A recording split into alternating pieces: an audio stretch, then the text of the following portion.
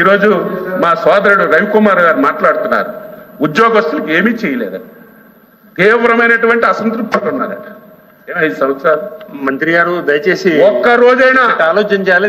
ఒక్క రోజైనా బడ్జెట్ గురించి బడ్జెట్ అధ్యక్ష మాట్లాడారు, డివిషన్ అవుతా ఉంది. మాట్లాడారు అధ్యక్ష. అర్థం చేసుకోండి. ఒక్క రోజైనా 1వ తారీఖు జీతం ఇచ్చారా? ఎంత బాధ.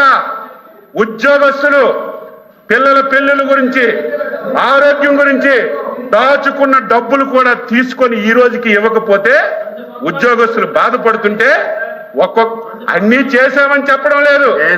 మేము ఇచ్చిన హామీలన్నీ ఈ రోజే అమలు చేశామని చెప్పడం లేదు. రాష్ట్రం ఇబ్బందుల్లో ఉంది. నేను అడుగుతున్నాను, మాట్లాడితే డైరెక్ట్ బెనిఫిట్ స్కీమ్ కింద 3,50,000 కోట్లు మేము అకౌంట్లో వేసామని అందరూ మాట్లాడుతున్నారు. నేను అడుగుతున్నాను, ఎవరు వస్తారు రమ్మనండి. ఇప్పుడు 6 లక్షల కోట్లు అప్పు అంటున్నారు.